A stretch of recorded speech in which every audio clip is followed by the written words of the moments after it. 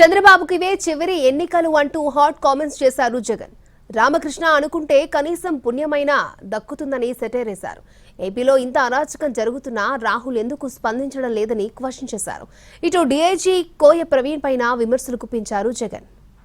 చేస్తా ఉన్నది చాలా అంటే చాలా దౌర్భాగ్యమైన పని.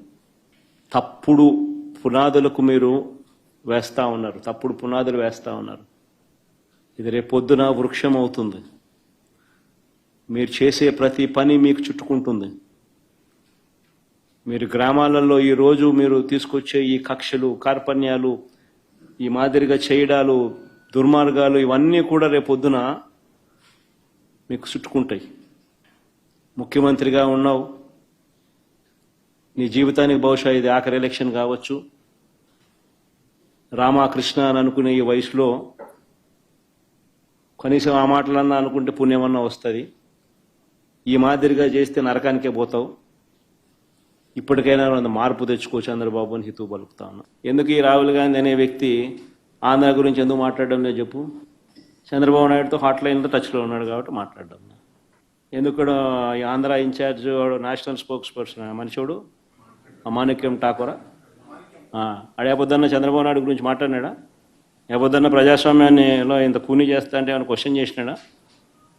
చంద్రబాబు నాయుడు ఇన్ని స్కాములు చేస్తున్నాడు, కంటి ముందర కనపడుతుంది. యా వీధికి పోయినా బెల్ట్ షాప్ కనపడుతుంది, యా పక్కకు తిరిగినా పర్మిట్ రూమ్ కనిపిస్తుంది. ఎంఆర్పి రేట్ల కన్నా ఎక్కువ రేటుకి అమ్ముతున్నారు.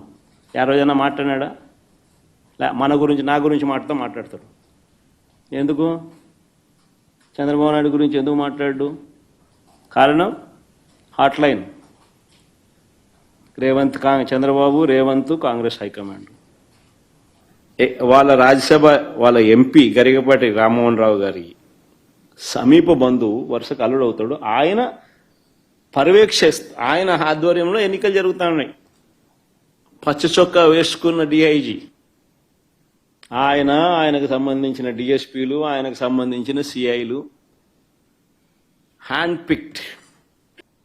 ప్రజాస్వామ్యాన్ని కాపాడుకునే కార్యక్రమం చేయకపోతే, ప్రజాస్వామ్యం ఒక్కసారి చెయ్యి జారిపోతే నక్సలిజం అక్కడి నుంచే పుడుతుంది. ఒక డేంజరస్ సిమ్టమ్కు, డేంజరస్ పరిస్థితులకు మీరు పునాది వేస్తూ ఉన్నారు. ఇప్పటికన్నా కళ్ళు తెరవండి. జరిగిన 2 ఎన్నికలను రద్దు చేయండి. ప్రజాస్వామ్యబద్ధంగా సెంట్రల్ గవర్నమెంట్ ఫోర్సెస్ చేత వాళ్ళ ఆధ్వర్యంలో ఎన్నికలు జరిపించండి. ప్రజలు ఎవరికి ఓటు వేస్తారో ఒక ఛాలెంజ్గా తీసుకోండి.